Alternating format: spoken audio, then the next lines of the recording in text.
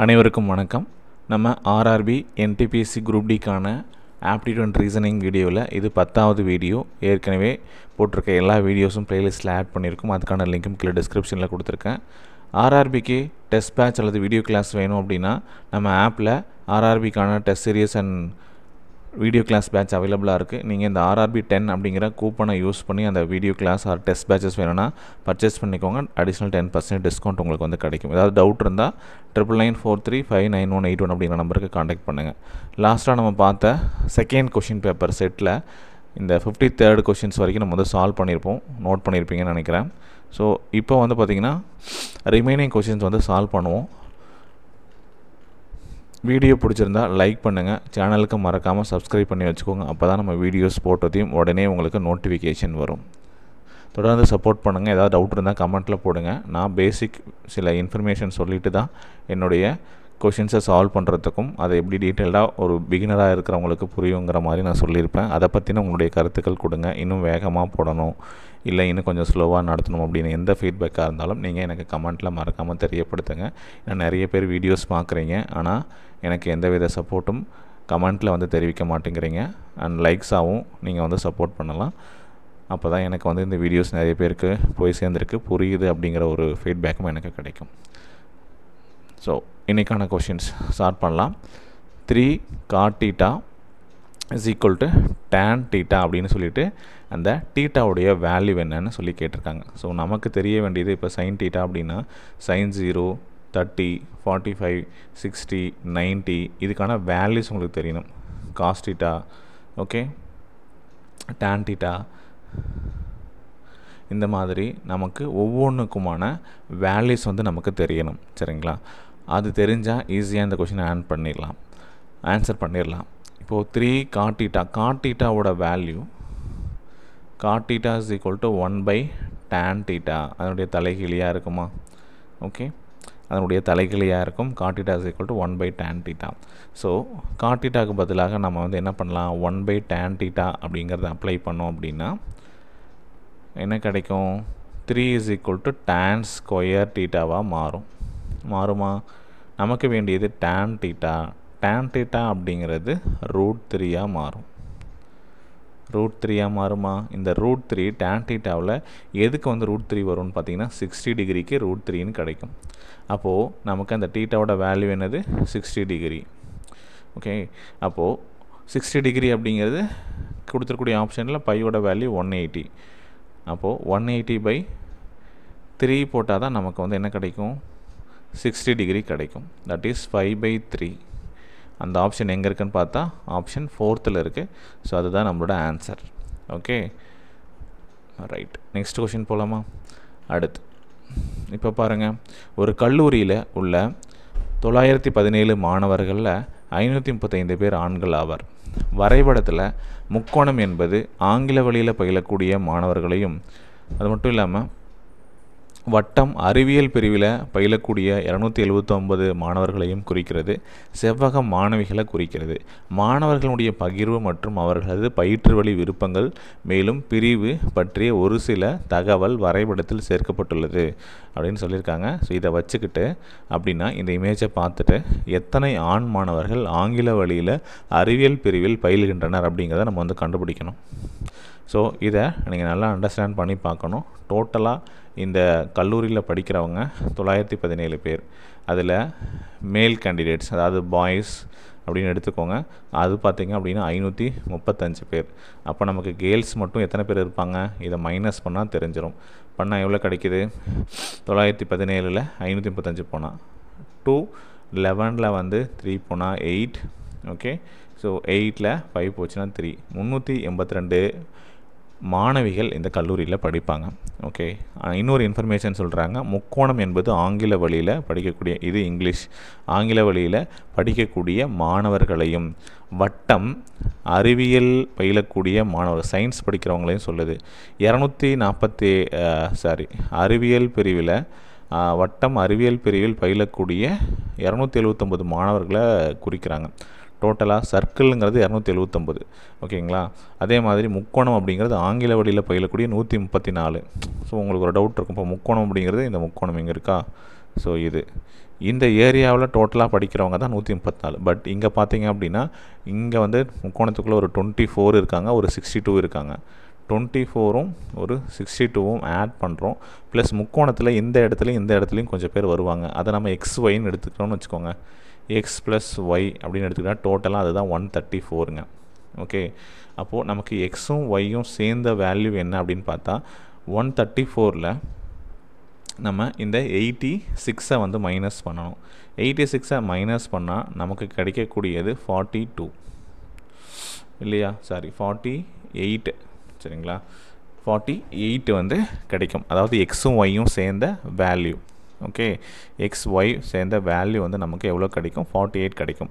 So ஒன்று நீங்கள் இதை வச்சு இந்த முக்கோணம் கொடுத்துருக்காங்க, அதாவது அந்த முக்கோணம் அப்படிங்கிறது ஆங்கில வழியில் பயிலக்கூடிய மாணவர்களை வச்சு. இல்லை நீங்கள் சயின்ஸ் எடுத்துக்கிட்டிங்க அப்படின்னா சயின்ஸில் டோட்டலாக 279 மாணவர்கள் படிக்கிறாங்க. அப்போது நம்ம இந்த 94, இந்த 137 அதுவும் ஆட் பண்ணிவிட்டு ப்ளஸ் இந்த இடத்துல கொஞ்சம் பேர் இருப்பாங்க, அது எவ்வளோன்னு மென்ஷன் பண்ணல. தட் இஸ் எக்ஸ் ஒய்யை நம்ம எடுத்திருக்கோம். ஓகே, இப்படி நீங்கள் வந்து சால்வ் பண்ணாலுமே நமக்கு எவ்வளோ கிடைக்கும்? 48 மெம்பர்ஸ் வந்து எக்ஸ் ப்ளஸ் ஒய்யோட டோட்டலாக கிடைக்கும், சரிங்களா? பட் எக்ஸ் எவ்வளோ ஒய் எவ்வளோ அப்படின்னு நமக்கு தெரியாது. ஓகே, ஸோ XY இதோட வேல்யூ நமக்கு கிடைக்குமா? சரி, இப்போ நம்ம என்ன பண்ண போகிறோம் அப்படின்னா செவ்வகம் மாணவிகளை குறிக்குது அப்படின்னு சொல்லிட்டாங்க. அப்போ இந்த பாக்ஸுக்குள்ளே இருக்கிறவங்க வந்து மாணவிகளாமா, சரியா? டோட்டலாக எவ்வளவு மாணவிகள் அப்படிங்கிறத நமக்கு வந்து கொடுத்துருக்காங்க, நம்ம கண்டுபிடிச்சிருக்கோம். பாய்ஸ் வந்து 535 அப்படின்னு சொல்லியிருக்கோம். அதில் 382 வந்து பசங்கன்னு சொல்லியிருக்காங்க. ஓகே, சாரி 382 வந்து கேர்ள்ஸ் அப்படிங்கிறத நம்ம கண்டுபிடிச்சிருக்கோம். இங்கே செவ்வகத்தில் இருக்கிறவங்க எல்லாமே பொண்ணுங்க தான். ஓகே, டோட்டலாகவே இங்கே வந்து 382 மாணவிகள் இருக்கணும். இப்போ செவ்வகத்தில் இருக்கிறவங்க மட்டும் என்ன சொல்லுதுன்னா மாணவிகளை குறிக்குதுங்கிறாங்க. அதாவது ஒரு 247, ஒரு 94 ப்ளஸ் வந்து ஒரு 24, இவங்க எல்லாருமே மாணவிகள்.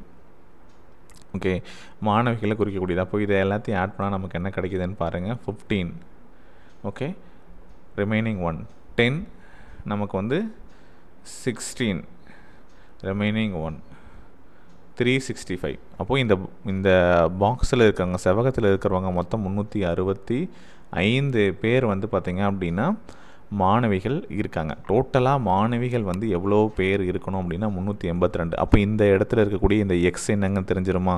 அதை கழிச்சிட்டோம் அப்படின்னா நமக்கு கிடைக்கக்கூடியது 17. 12லேருந்து 5 போனால் 7, 7லேருந்து 6 போச்சுன்னா 1. அப்போது இது வந்து எக்ஸோட வேல்யூ 17. இந்த இடத்துல இருக்கக்கூடிய மாணவிகள் 17 இருந்தால் தான் இந்த ஒட்டுமொத்த மாணவிகளோட கவுண்ட் வந்து 382 இருக்கும். ஸோ இது வந்து 17. இது 17 அப்படின்னா ஓகே, இது 17 அப்படின்னா நமக்கு கேள்வி என்ன? எத்தனை ஆண் மாணவர்கள் ஆங்கில வழியில் அறிவியல் பிரிவில் பயில்கிறார்கள் அப்படின்னு கேட்குறாங்க. அறிவியல் பிரிவுனா இந்த ஒய். ஸோ இந்த இடத்துல எவ்வளோ பேர் பயில்வாங்கிறது தான் கேள்வி, சரிங்களா? ஏன்னா இதுதான் இங்கிலீஷ். முக்கோணம் வந்து இங்கிலீஷை சேர்த்துது, இந்த வட்டம் வந்து சயின்ஸை சேர்த்துது. இது இங்கிலீஷ் மீடியமாக இருக்கும். அப்போது இங்கிலீஷ் மீடியத்தில் சயின்ஸ் படிக்கிறவங்க ஒய். அப்போது 17 பேர் வந்து மாணவிகளாக இருந்தாங்க அப்படின்னா டோட்டலாக இந்த 48ல் அப்போ ஒய்யோட வேல்யூ என்னவாக இருக்கும்? 17 போயிடுச்சு அப்படின்னா 31 பேர் வந்து ஆண்கள் சயின்ஸ் வந்து இங்கிலீஷ் மீடியமில் படிக்கக்கூடியவங்க. அதுதான் ஆன்சர். ஓகே, புரியலன்னா திரும்ப பாருங்கள். அடுத்து ரிஷி மற்றும் வம்சி எனும் 2 சிறுவர்கள் ஒரே நேரத்தில் என்ன பண்ணுறாங்க? லக்னோவிலிருந்து 95 கிலோமீட்டர் தொலைவில் உள்ள கான்பூருக்கு பயணிக்க தொடங்குகிறார்கள். ரிஷி வம்சியை விட 5 கிலோமீட்டர் வேகத்தில் மெதுவாக பயணிக்கிறார். 5 கிலோமீட்டர் வேகத்தில் மெதுவாக பயணிக்கிறார். ஓகே, வம்சி கான்பூரை அடைந்தவுடன் திரும்பி வரும்போது கான்பூரிலிருந்து 25 கிலோமீட்டர் தொலைவில் இருக்கக்கூடிய ரிஷியை சந்திக்கிறார். ஓகே, 2 பேரும் வந்து பார்த்திங்க அப்படின்னா லக்னோவிலிருந்து கான்பூருக்கு போகிறாங்க. டோட்டலான டிஸ்டன்ஸ் வந்து 95 கிலோமீட்டர், சரியா? அதாவது ரிஷி மற்றும் வம்சி, ரிஷியும் வம்சியும் ட்ராவல் பண்ண ஆரம்பிக்கிறாங்க. இதில் யார் ஸ்பீடாக போகிறாங்கன்னா ரிஷி வம்சியை விட 5 கிலோமீட்டர் வேகத்தில் மெதுவாக போகிறாரு, சரிங்களா? வம்சி ஒரு ஸ்பீடில் போகிறார் அப்படின்னா ரிஷி என்ன பண்ணுவார்? வம்சியை விட 5 கிலோமீட்டர் வேகத்தில் மெதுவாக போகிறாருன்னு அர்த்தம். இப்போ சரி, ரிஷியோடது எக்ஸ்ன்னு எடுத்துக்கிட்டிங்கன்னா வம்சி வந்து பார்த்திங்க அப்படின்னா வம்சியை விட 5 கிலோமீட்டர் வேகத்தில் மெதுவாக போகிறாங்க அப்படின்னு சொல்கிறாங்க, சரிங்களா? அப்போது வம்சி வந்து 5 கிலோமீட்டர் ஸ்பீட் அதிகமாக போவார். ஓகே, ரிஷி வந்து எக்ஸ் கிலோமீட்டர் ஸ்பீடில் போனால் வம்சி வந்து 5 கிலோமீட்டர் ஸ்பீடில் அதிகமாக போவாருன்னு அர்த்தம். சரிங்களா, இப்படியும் எடுத்துக்கலாம். அவங்க கம்மியாக போகிறாங்க அப்படின்னா வம்சி எக்ஸ்ன்னு எடுத்துக்கிட்டிங்க அப்படின்னா வம்சியை விட கம்மியாக போகிறாங்க அப்படின்னு எடுத்துக்கிட்டோன்னா ரிஷி வந்து x-5 அப்படின்னு எடுத்தாலும் ஆன்சர் வரும். சரிங்களா, அப்போது வம்சி கான்பூரை அடைஞ்சதுக்கு ஏன்னா இவர் தானே ஸ்பீடாக போகிறாரு, x+5னா வம்சி தான் ஸ்பீடாக போகிறாரு. வம்சி வந்து கான்பூருக்கு போயிட்டு திரும்பி வராராமா. எவ்வளோ தூரம்? கான்பூர்லேருந்து ஒரு 25 கிலோமீட்டர் தொலைவில் வந்து பார்க்குறாங்க. திரும்பி வரும்போது கான்பூர்லேருந்து ஒரு 25 கிலோமீட்டர் அப்படின்னா இது எந்த கிலோமீட்டராக இருக்கும்? இங்கேருந்து இது 25 கிலோமீட்டர். அப்போ இந்த ரிமைனிங் போர்ஷன் வந்து பார்த்திங்கன்னா 70 கிலோமீட்டராக இருக்குமா? அப்போது 70 கிலோமீட்டரில் மீட் பண்ணுறாரு. ஆனால் அப்போ தானே வந்து ரிஷி என்ன பண்ணுவார்? ரிஷி வந்து அந்த 70 கிலோமீட்டரில் இருப்பார். ரிஷி வந்து 70 கிலோமீட்டரில் இருப்பார். வம்சி போயிட்டு திரும்ப வந்து இங்கே வந்திருப்பார். அவர் டோட்டலாக வந்து ஒரு 95 ப்ளஸ் வந்து ஒரு 25 கிலோமீட்டரு, டோட்டலாக 120 கிலோமீட்டர் ரீச் பண்ணியிருப்பார். யார்? வம்சி. வம்சி வந்து 120 கிலோமீட்டரையும், ஆனால் ரிஷி வந்து அதே டைமில் 70 கிலோமீட்டரையும் தான் ரீச் பண்ணியிருப்பார். ஓகேங்களா, புரிஞ்சுதா இது? ஓகே, அப்போது ரிஷியினுடைய வேகத்தை கண்டறியும். இங்கே ஆப்ஷன்லாம் கொடுத்துருக்கிறது யாருடைய ஸ்பீடு? ரிஷியோடைய ஸ்பீடு. இப்போ ரிஷியோட ஸ்பீடு வந்து எக்ஸ்ன்னு எடுத்துக்கிட்டோம் அப்படின்னா ஓகே, சேம் டைம் இது வந்து ஒரே நேரத்தில் ரிஷி 70 கிலோமீட்டர் ரீச் பண்ணியிருந்தா வம்சி வந்து 120 கிலோமீட்டர் ரீச் பண்ணியிருப்பார் அப்படிங்கிறத இங்கே வந்து கொடுத்துருக்காங்க. சரிங்களா, நமக்கு வேகத்தை கண்டுபிடிக்கணும் அப்படின்னு சொல்லியிருக்காங்க.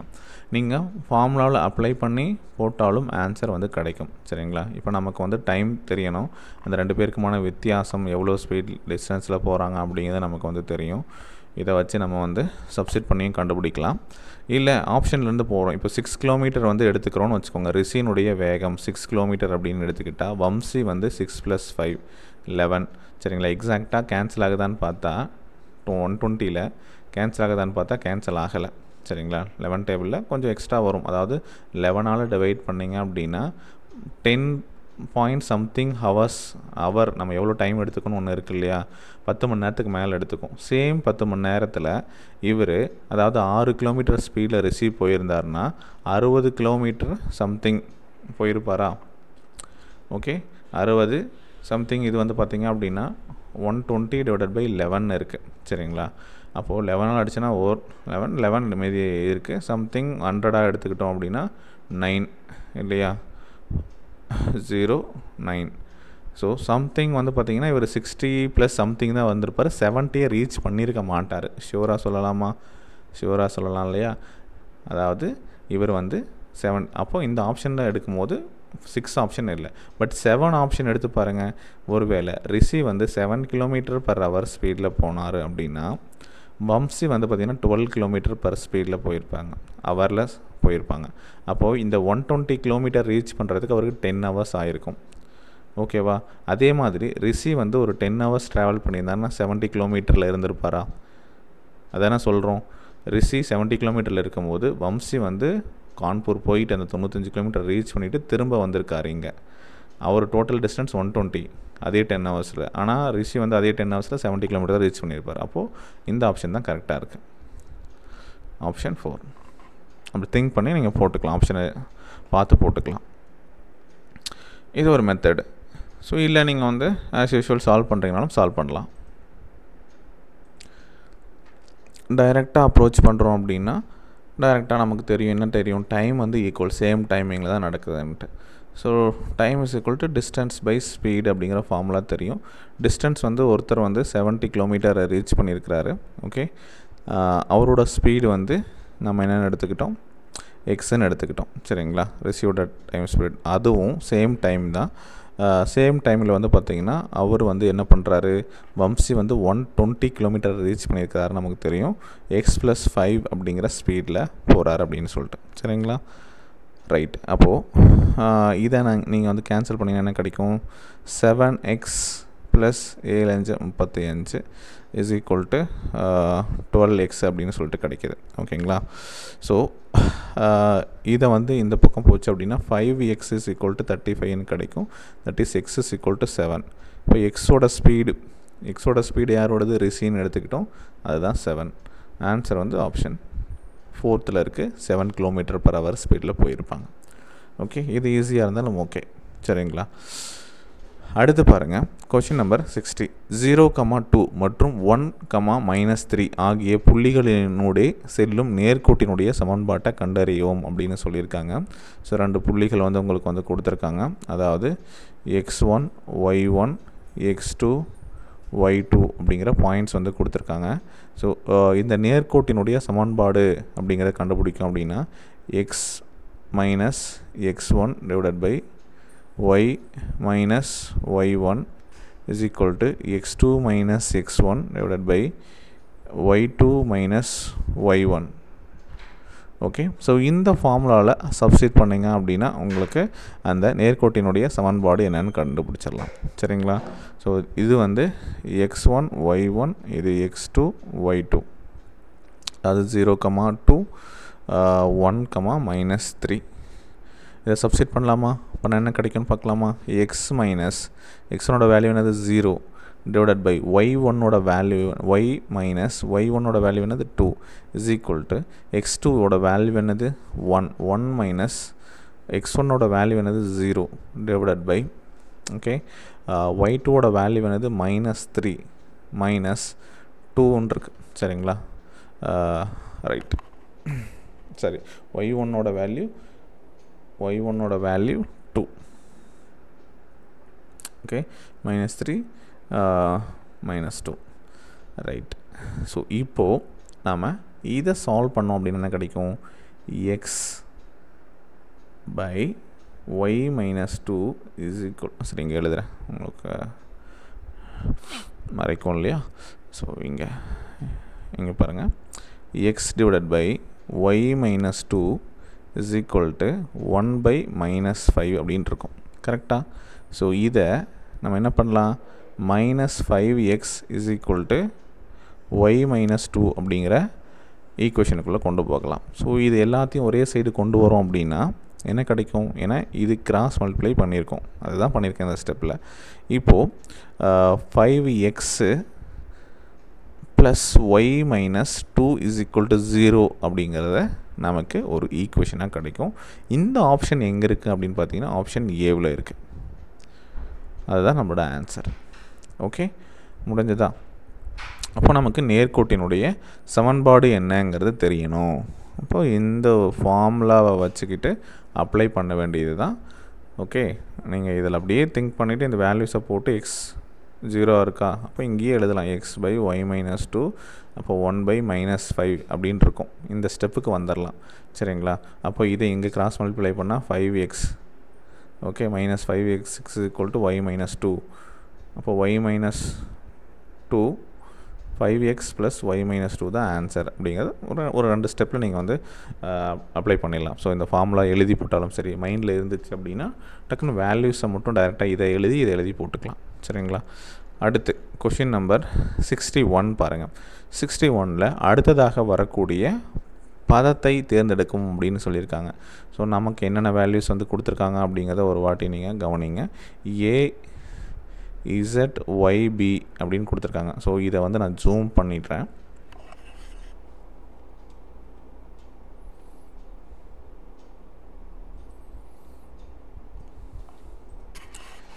இப்போ கொஞ்சம் கிளியராக இருக்கும், ஏன்னா எனக்கு எழுதுறதுக்கு கொஞ்சம் கன்வீனியண்ட்டாக இருக்கும் அப்படிங்கிறதுனால. ஸோ எடுத்து எழுத வேண்டாம். பாருங்கள், ஏவோட பொசிஷன் என்ன 1, இசட்டோட பொசிஷன் 26, ஒய்யோடது வந்து பார்த்திங்கன்னா 25, பியோடது 2.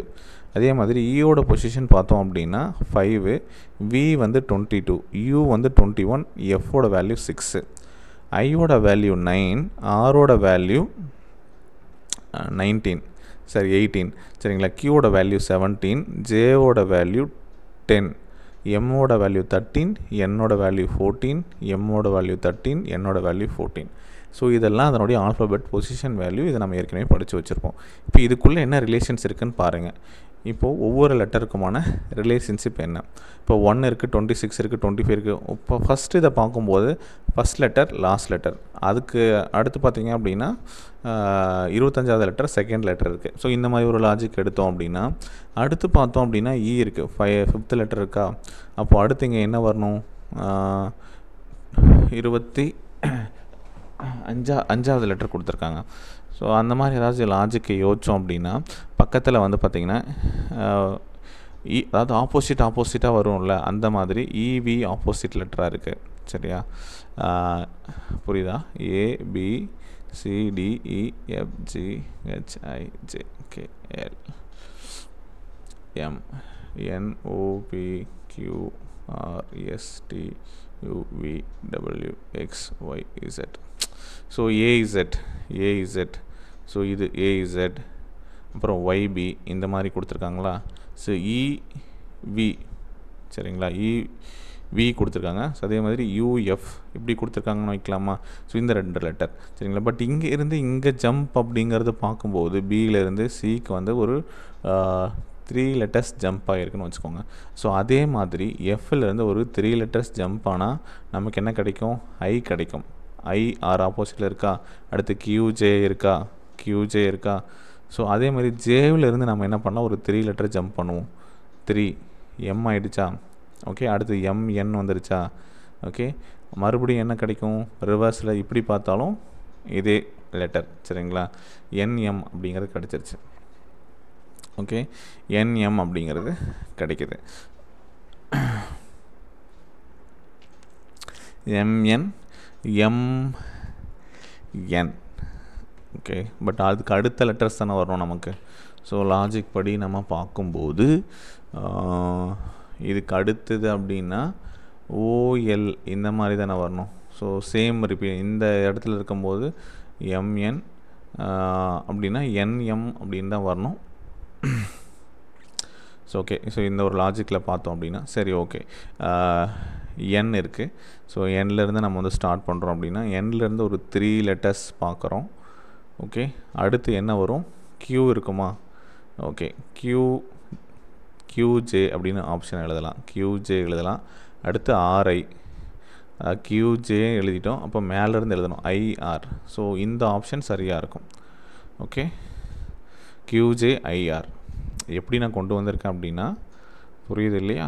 ஸோ ஃபஸ்ட்டு இந்த ஏரோ மார்க் ஏசட், அடுத்து ஒய்பி, அடுத்து இவின்னு இருக்கு, அடுத்து யூஎஃப் அப்படின்னு இருக்கு சரிங்களா. அதுக்கு போகிறோம். ஸோ ஏபி முடிஞ்சதுக்கப்புறம் அடுத்து ஜம்ப் பண்ணும்போது ஒரு 3 லெட்டர்ஸ் ஜம்ப் ஆகிருக்காங்க அப்படிங்கிற ஒரு லாஜிக்கு நம்ம வந்து போகலாம். ஓகே, ஸோ இந்த லாஜிக் நம்ம எடுத்தோம் அப்படின்னா ஸோ இந்த மாதிரி கிடைக்குது. ஸோ இந்த ஒரு லாஜிக் தான் இந்த கொஷினுக்கு இருக்கணும்னு அவசியம் கிடையாது. வேறு லாஜிக்ஸ் கூட இருக்கலாம். ஃபார் எக்ஸாம்பிள் இப்போது ஃபஸ்ட் லெட்டர்ஸை மட்டும் நம்ம வந்து கவனிக்கிறோன்னு வச்சுக்கோங்க. ஃபஸ்ட் லெட்டர்ஸ் இது 1, 26, அதே மாதிரி 25 இருக்கா. இப்போ ஃபஸ்ட் லெட்டர் பார்த்தோம் அப்படின்னா இஐஆர் இந்த 13 இதெல்லாம் பார்த்தோம் அப்படின்னா 1லேருந்து 4 +4 ஜம்ப் ஆகிருக்கா. +4 ஜம்ப் ஆகிருக்கு. ஸோ எம்க்கு அடுத்து +4 ஜம்ப் ஆனால் வரக்கூடிய லெட்டர் தான் வந்து வரணும். 17th letter Q. அப்போ Q வரணும் சரிங்களா. 1 வந்து Q. அதே மாதிரி செகண்ட் லெட்டர் பார்த்தோம் அப்படின்னா Z 26லேருந்து 23 -3 கம்மியாக இருக்குது. ஓகே, அப்போ அதே மாதிரி 22லேருந்து நமக்கு மறுபடியும் வந்து 4 லெட்டர் கம்மியாகிருக்கு. 26லேருந்து 22 வரணும், 4 லெட்டர் கம்மியாகணும். அதே மாதிரி 22லேருந்து 4 கம்மியாச்சுன்னா 18 கிடைக்குது. 18லேருந்து 4 கம்மியானா 14 கிடைக்குது. 14லேருந்து 4 கம்மியானா 10 கிடைக்கும். 10th லெட்டர் வந்து ஜே, கியூஜே ஆகிடுச்சா. அடுத்து பார்த்தீங்கன்னா ஒய் 25. 25லேருந்து பார்த்தோம் அப்படின்னா 21 வந்திருக்கு சரிங்களா. அப்போது அங்கேயும் வந்து பார்த்திங்கன்னா -4 கம்மியாகிருக்கு. அடுத்து 21லேருந்து 17 -4, 17லேருந்து 13 -4, 13லேருந்து 4 கம்மியாச்சுன்னா -4. அடுத்து என்ன வரும்? ஐ வரும். இப்போ கியூஜே ஐ அப்படின்னு பார்த்தோம்னா 2 ஆப்ஷன் இது இருக்குது. ஸோ லாஸ்ட் வந்து பார்த்துடலாம். பியோட வேல்யூஸ் 2. 2லேருந்து எஃப் வந்து +4 ஆகிருக்குமா. 2லேருந்து எஃப் வந்து +4. அதே மாதிரி எஃப்லேருந்து ஜே வந்து இருக்குது, அது ஒரு +4. ஜேவிலேருந்து என் வந்து ஒரு +4. என்லேருந்து ஒரு 4 எடுத்தோம் அப்படின்னா 18th லெட்டர் நமக்கு வந்து வேணும். ஸோ 18th தான் வந்து ஆர். அப்போது ஆன்சர் வந்து QJIR. ஸோ இந்த லாஜிக்கும் கரெக்டாக தானே இருக்குது. ஓகே, ஸோ உங்களுக்கு எது அந்த இடத்துல ஸ்ட்ரைக் ஆகுதோ அதை நீங்கள் வந்து போடுங்க. பட் இதுக்கு ப்ராக்டிஸ் வேணும், பொசிஷன் வேல்யூ தெரியணும், அப்போ தான் ஆன்சர் பண்ண முடியும். ஓகே, ஸோ நெக்ஸ்ட்டு கொஷின் வருவோம். நெக்ஸ்ட்டு கொஷின் பார்த்தோம் அப்படின்னா அடக்க விலையானது. கொஷின் கொடுத்துருக்காங்களா பாருங்கள். அடக்க விலையானது விற்பனை விலையின் 92% எனில் லாப சதவீதம் என்னன்னு சொல்லி கேட்டிருக்காங்க. என்னோட காஸ்ட் ப்ரைஸ் அப்படிங்கிறது விற்பனை விலையினுடைய சரிங்களா 92% ஆஃப் செல்லிங் ப்ரைஸ் அப்படிங்கிறாங்க. விற்பனை விலையினுடைய 92% அப்படின்னா என்னுடைய லாபம் சதவீதம் என்னங்கிறதா கேள்வி. சரியா? என்னோட செல்லிங் ப்ரைஸை நான் 100 ரூபா அப்படின்னு எடுத்துக்கிட்டேன்னா 100 rupees அப்படின்னு எடுத்துக்கிட்டேன்னா என்னுடைய காஸ்ட் ப்ரைஸ் என்னவாக இருக்கும்? அதில் 92% ஆஃப் செல்லிங் ப்ரைஸ், அதாவது 92 rupees-ஆக இருக்கும். இப்போ எனக்கு வந்து ப்ராஃபிட் என்ன அப்படிங்கிறது தெரியுமா? ப்ராஃபிட் எவ்வளவு? 8 ரூபா. ப்ராஃபிட் அப்படிங்கிறது என்னது? Selling price minus cost price தான் ப்ராஃபிட். ஓகேவா? இதே ப்ராஃபிட் பர்சன்டேஜ் அப்படின்னு சொன்னால் selling price minus cost price divided by cost price into 100. அதானே? அதாவது profit by cost price into 100, அதுதான் ப்ராஃபிட் பர்சன்டேஜ். ஸோ என்னுடைய ப்ராஃபிட் எவ்வளவு? 8 ரூபா. எப்பயுமே எதில் கண்டுபிடிப்போம் ப்ராஃபிட் அப்படிங்கிறது? Cost price. காஸ்ட் ப்ரைஸோட வேல்யூ என்னது? 92 இன்ட்டு 100. சரிங்களா? எத்தனை டைம் இருக்குங்க, எத்தனை டைம் இருக்கும் அப்படிங்கிறத நம்ம வந்து கண்டுபிடிக்கணும். கண்டுபிடிக்கலாமா? ஸோ ஒன்று வந்து நீங்கள் 800 டிவைடட் பை 92 அப்படின்னு எடுத்துக்கிட்டாலும் எத்தனை டைம் போடலாம்? 10 டைம்ஸ் போட்டால் ஜாஸ்தியாக போகும். 8 டைம்ஸ் போட்டால் 8 72 சம்திங் க்ளோஸாக வரும். 8 + சம்திங் வருமா? வரதுக்கு வாய்ப்பு இருக்குது இல்லையா? 8ன்னு எடுத்துக்கிட்டோன்னு பாருங்கள். 8 16 6 மீதி 1 8 72 73 தான் வருது. சரிங்களா? ரிமைண்டர் கொஞ்சம் இருக்குது. ஸோ 8 பாயிண்ட் சம்திங் வரக்கூடியது ஆன்சராக இருக்கும். அப்படி ஒரு ஆப்ஷன் தான் இருக்குது, ஆப்ஷன் ஏ. ஸோ அதை வந்து மார்க் பண்ணிவிடுங்க. அதான் நம்முடைய சரியான பதில். ஓகே, புரியுனுக்காக ஸ்டெப் பை ஸ்டெப் எழுதியிருக்கோம். அடுத்த கேள்வி.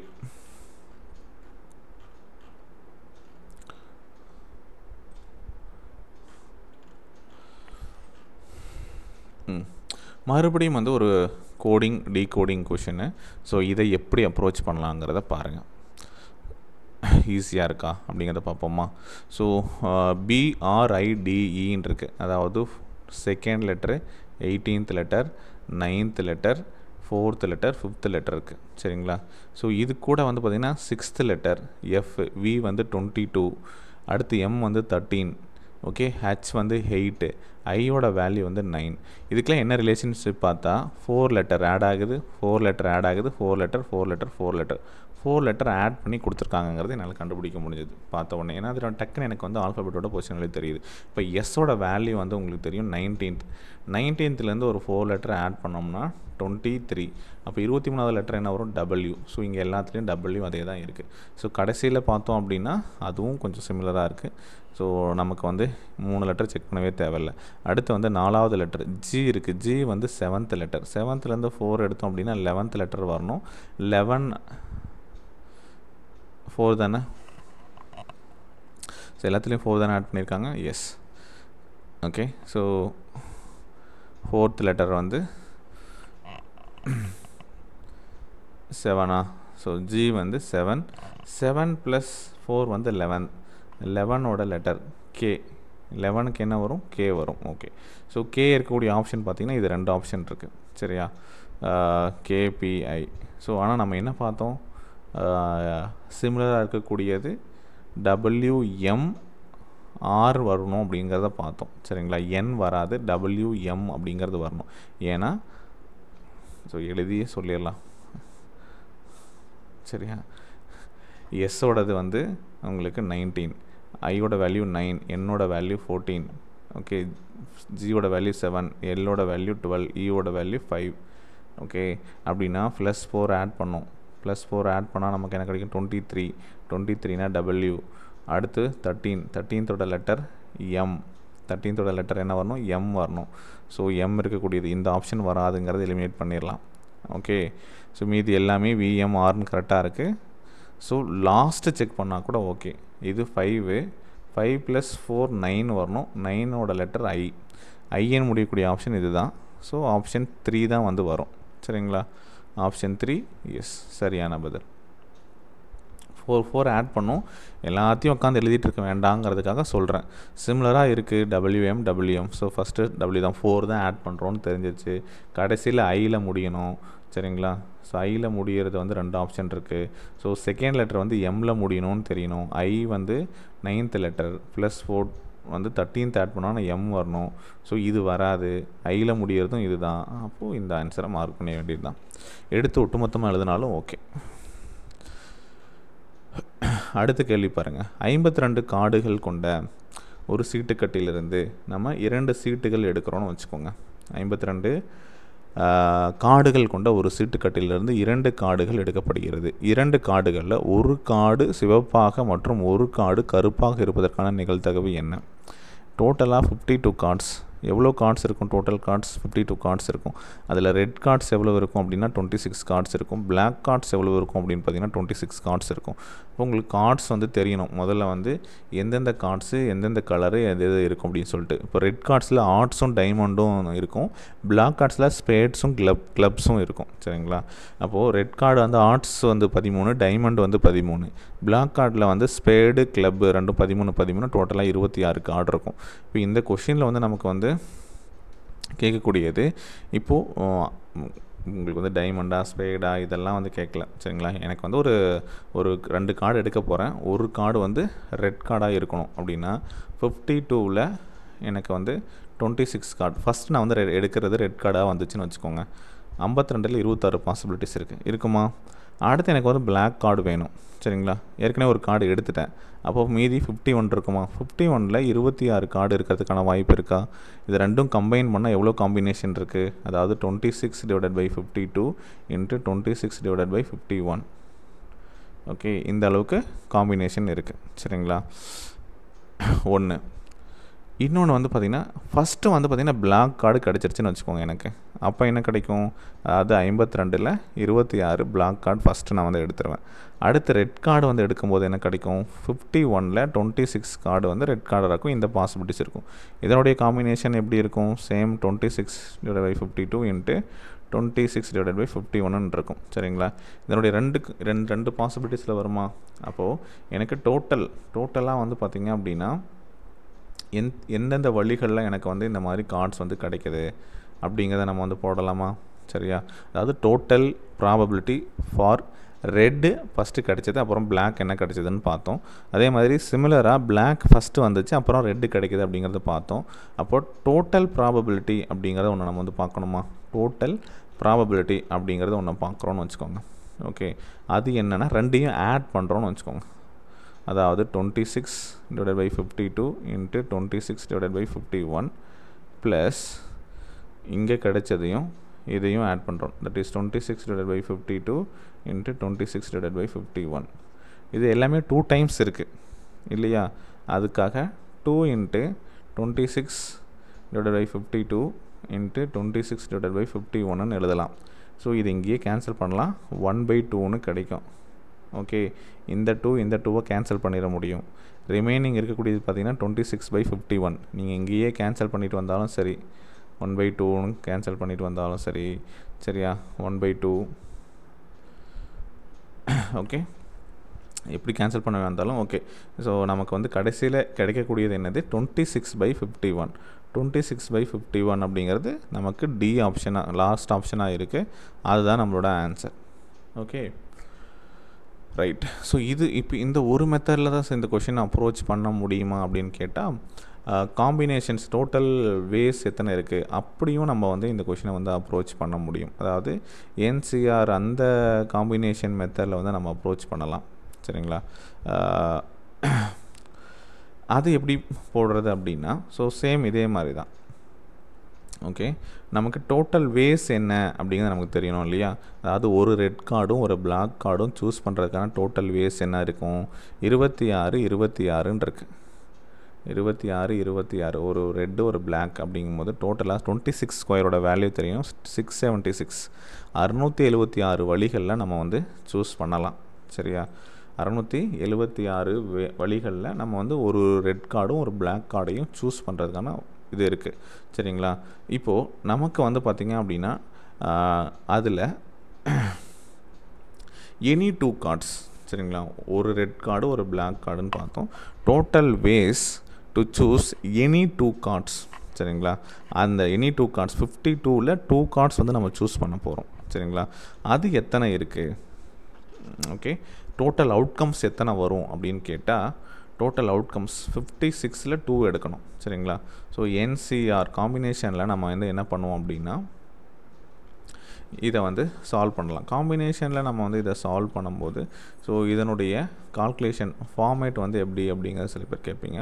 ஸோ அதை வந்து ஃபார்முலாவோட எக்ஸ்பிளைன் பண்ணலாம். ஃபார்முலா ஃபார் காம்பினேஷன் அப்படின்னு எடுக்கும்போது டோட்டல் ஐட்டம்ஸ் என்ன இருக்குது அப்படிங்கிறத பார்ப்போம் சரிங்களா. டோட்டல் ஐட்டம்ஸ் தான் n factorial divided by r into r factorial n minus r into factorial சரிங்களா. ஸோ இதுக்குள்ளே சப்ஸ்டியூட் பண்ணுறோம் அப்படின்னா இந்த ஃபார்மேட்டுக்குள்ளே சப்ஸ்டியூட் பண்ணுறோம், இந்த ஃபார்முலாக்குள்ளே அப்ளை பண்ணோன்னா அந்த காம்பினேஷன் வேல்யூஸ் நமக்கு வந்து கிடச்சிரும். இங்கே n அப்படிங்கிறது total number of items, n அப்படிங்கிறது டோட்டல் நம்பர் ஆஃப் ஐட்டம்ஸ் எவ்வளோ இருக்குது அப்படிங்கிறது, ஆறுங்கிறது நம்ம செலக்ட் பண்ணக்கூடியது. ஸோ டோட்டலாக 52 கார்ட்ஸ் இருக்குது, 52 ஃபேக்டோரியல் டிவைடட் பை செலக்ட் பண்ணுறது 2 ஃபேக்டோரியல். 52லேருந்து 2வை மைனஸ் பண்ணுறோம், அதனோட ஃபேக்டோரியல் சரிங்களா. இதில் சப்ஸ்டியூட் பண்ணுறோம். That is 52 factorial divided by 2 factorial into 50 factorial சரிங்களா. இதை கண்டுபிடிக்கணும். ஸோ n ஃபேக்டோரியல்னால் என்ன அர்த்தம், 1லேருந்து n வரைக்கும் மல்டிப்ளை பண்ணணும்.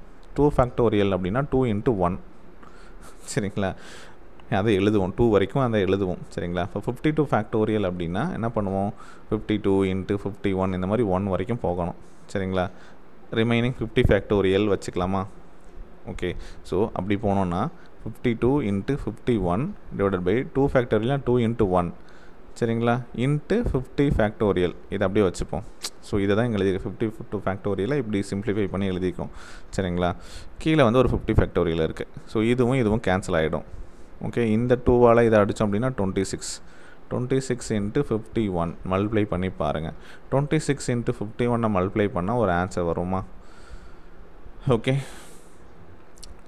அது என்னது 1326 வருதா. ஓகே, இல்லை இப்படியே வச்சுக்கோங்க சரியா, இப்படியே வச்சுக்கோங்க. அதே மாதிரி இங்கேயும் வந்து 26 இன்ட்டு 26ங்கிறது எத்தனை வழிகள் அப்படிங்கிறத பார்த்தோம், ரெட்டு பிளாக் எடுக்கிறதுக்கு. அது ரெண்டையும் அப்படியே கொண்டு வந்து சரியா நமக்கு வேண்டிய இந்த இதில் ஓகே டோட்டல் வேஸ் என்ன அப்படிங்கிறத நம்ம வந்து கண்டுபிடிக்கிறோம் இல்லையா. ஸோ இதில் வந்து நம்ம வந்து கண்டுபிடிக்கலாம்.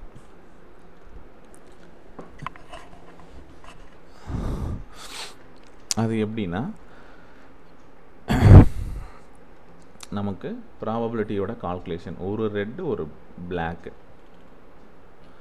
1 ரெட் 1 பிளாக் வந்து வேணும். ஸோ இதுக்கு ஃபேவரபுளாக எத்தனை வழிகள் இருக்குது, இதுக்கு ஃபேவரபுளான கேசஸ், இதுக்கு ஃபேவரபுளாக வரக்கூடியது தான் கண்டுபிடிச்சோம். தட் இஸ் 26 இன்ட்டு 26 எடுத்தோமா, மல்டிப்ளை பண்ணாமல் அப்படியே கூட வச்சுக்கலாம். ஸோ அதே மாதிரி டோட்டலாக எத்தனை கேசஸ் கிடைக்கும் அப்படிங்கிறத பார்த்தோம். அதுதான் வந்து 1326. அதை வந்து மல்டிப்ளை பண்ணாமல் 26 இன்ட்டு 51ன்னு வச்சுக்கலாம். ஸோ இதையும் கேன்சல் பண்ணிடலாம். That is 26 divided by 51. Okay, இந்த வழிகள்லையும் இதை போடலாம். புரிஞ்சுதா. ஸோ டோட்டலாக 2 வேஸ் வந்து சொல்லியிருக்கோம். ஸோ உங்களுக்கு எது ஈஸியாக இருக்கோ அதை வந்து அப்ரோச் பண்ணிக்கோங்க. ஓகே,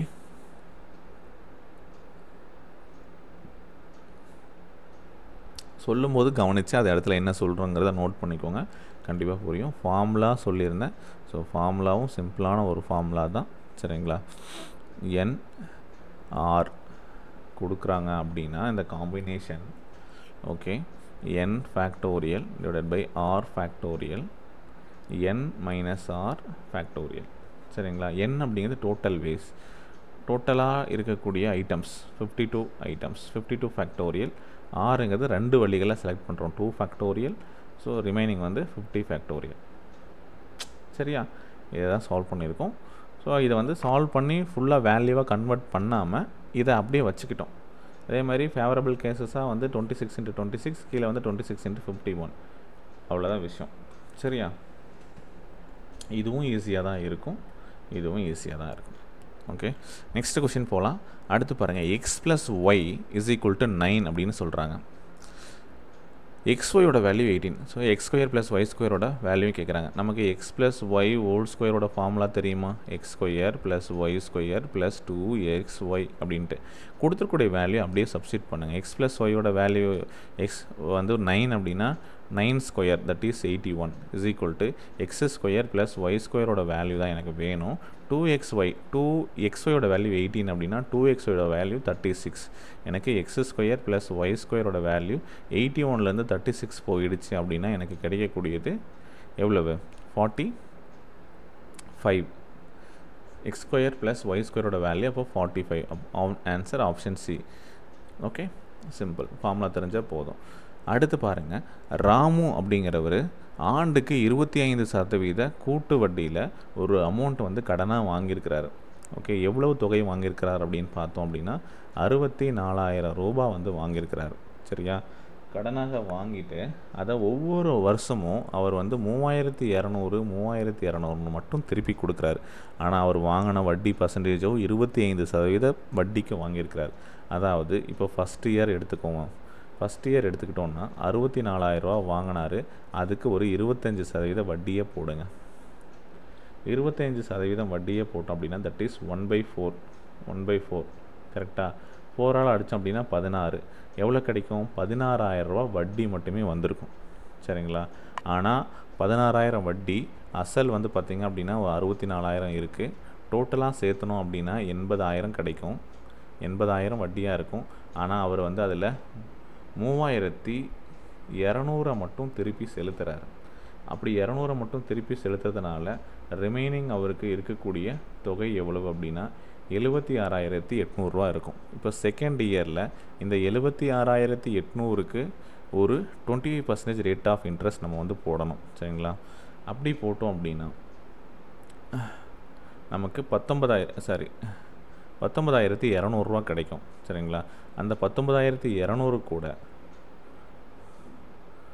இந்த 64,000 ஆட் பண்ணோம் அப்படின்னா அப்போ எவ்வளவு இருக்கும் அமௌண்ட்டு? ஒன்று மைனஸ் பண்ணிவிடுங்க 3,200. ஓகே, 3,200 மைனஸ் பண்ணிவிட்டு எடுத்தாலும் ஓகே. அதாவது 19,200ல் ஒரு 3,200 மட்டும் கொடுக்குறாரு. ஒவ்வொரு வருஷமும் 3,200 கொடுக்குறாரு அப்படின்னு எடுத்துக்கிட்டோன்னா 16,000 இருக்கும். ஓகேங்களா? 16,000 இருக்குமா? ஸோ அப்போ வந்து ஒரு அமௌண்ட் வரும்ல, அதை தான் நம்ம கால்குலேட் பண்ணணும். So something like that. இங்கே பாருங்கள் எவ்வளோ இருக்குது. கேன்சல் பண்ணோம் அப்படின்னா 4 3 9 36 2 4 8. ஓகே, சரியாக போச்சு. ஸோ 19,200 நம்ம 64,000 ஆட் பண்ணாலும் ஓகே. 0 2 13க்கு 3 மீதி 1. ஸோ 83,200. இதில் அவர் வெறும் 3,200 தான் கொடுக்க போகிறாங்க திருப்பி. ஸோ கழிச்சோம் அப்படின்னா நமக்கு 80,000 கிடைக்கும். சரிங்களா? இப்போ இந்த 80,000ல் ஒரு 25% இன்ட்ரெஸ்ட் போடுறோம். ஓகே, அப்படின்னா ஒரு வேல்யூ கிடைக்குமா? சின்ன தவறு என்ன அப்படின்னா நம்ம ஆட் பண்ண வேண்டியது 64,000 கிடையாது. ஓகே, ஏன் அப்படின்னா தப்பு. ஏன்னா செகண்ட் இயரில் ஸ்டார்டிங்கில் அசல் தொகையாக மாறுறது வந்து 76,800 ரூபா இருக்கும். ஓகேங்களா? ஸோ 76,800 தான் நம்ம இது கூட ஆட் பண்ணணும். அவ்வளோ தொகை இருக்குது, அதுக்கு தான் 25% போட்டிருக்கும். ஸோ 0 0. ஓகே, 8 2 10 மீதி 1 10 16 மீதி 1. ஸோ 96,000 இருக்கும். ஸோ 96,000ல் அவங்க வந்து 3,200 ரூபாயை திருப்பி செலுத்திட்டாங்க. அப்போ ரிமைனிங் அமௌண்ட் என்ன? 0 10ல் 2 போனால் 8 5ல் 2. ஓகே, ஸோ 92,800 ருபீஸ் வச்சுருப்பாங்க. 92,800 ருபீஸ் வந்து பெண்டிங்கில் இருக்கும். இப்போ தேர்ட் இயர் வந்து இந்த 92,800க்கு ஒரு 20% இன்ட்ரெஸ்ட் வருதுன்னு வச்சுக்கோங்க. ஓகே, 2 4 8 மீதி 1 3 4 12 2 23,200 ரூபா வட்டியாக அவருக்கு வந்து கிடைக்கும். சரிங்களா? 23,200 வட்டியாக கிடைக்கும். வட்டியாக கொடுக்கணும். சரியா? அப்போது ஏற்கனவே 92,800.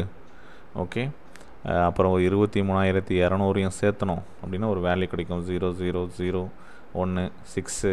அப்போது 116. 1,16,000 அவர் என்ன பண்ணணும், கொடுக்க வேண்டியதாக இருக்கும். இப்போ 3வது வருஷமாக 3 வருடத்திற்கு அவர் எவ்வளோ தான் பே பண்ணுவார், 3,200 தான் வந்து கொடுக்க போகிறாரு. சரிங்களா?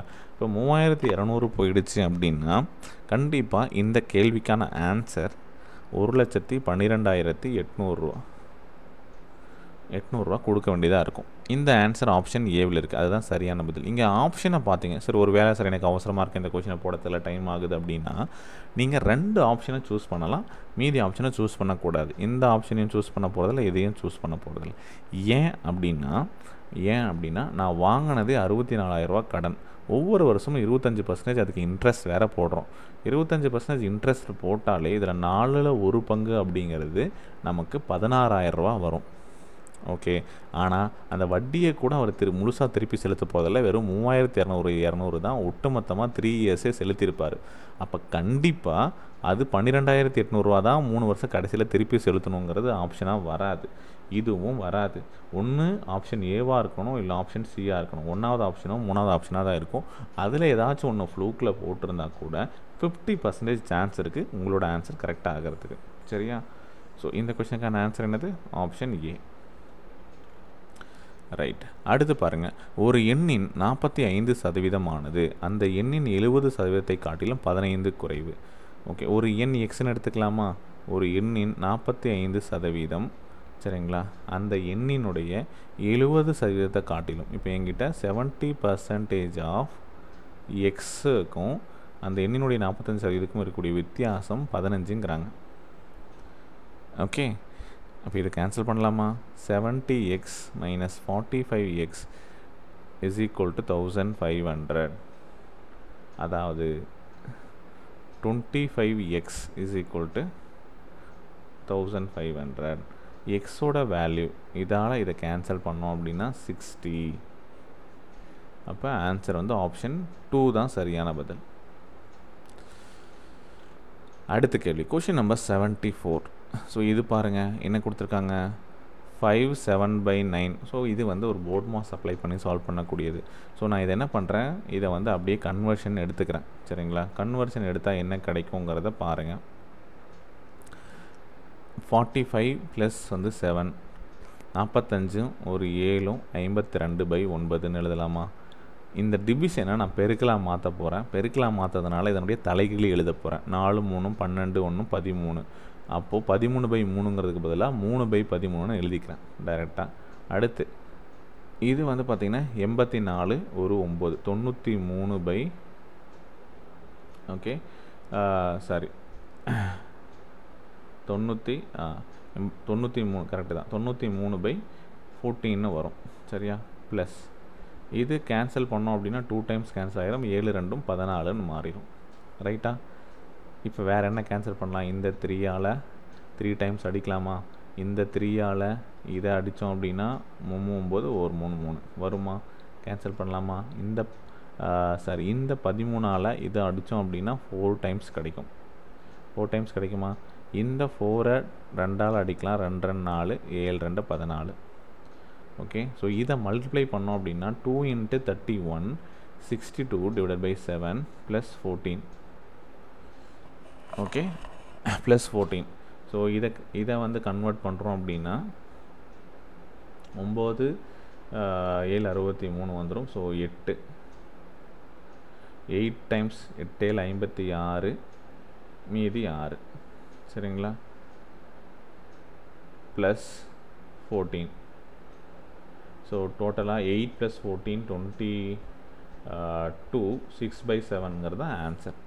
ஆப்ஷன் ஏவில் இருக்கா 22 6/7 பாருங்கள். எஸ், முடிஞ்சு. ஓகே, அடுத்து ஸோ இன்னும் சில கொஷின்ஸ் இருக்குது. 1 2 ஓகே. ஸோ இதை எல்லாமே நம்ம ரிமைனிங் செஷனில் வந்து நம்ம டிஸ்கஸ் பண்ணுவோம். ஓகே, ஃபியூ கொஷின்ஸ் இருக்குது. இது எல்லாமே சேர்ந்து நம்ம என்ன பண்ணுவோம், அடுத்த நேரலை வகுப்பில் நம்ம டிஸ்கஸ் பண்ணுவோம். ஏன்னா இதுவே வந்து கிட்டத்தட்ட ஒரு 50 மினிட்ஸ் கிட்ட ஆகிடுச்சு. இப்போது ரிமைனிங் பார்ட் வந்து நம்ம பார்க்கலாம். சரிங்களா? ஸோ வீடியோ பிடிச்சிருக்கோன்னு நினைக்கிறேன். தொடர்ந்து ஃபாலோ பண்ணுங்கள், டெய்லி ப்ராக்டிஸ் பண்ணுங்கள். ஜிஎஸ் கொஷின்ஸும் போட்டுட்ருக்கோம், அதையும் ஃபாலோ பண்ணிக்கோங்க. Thank you all.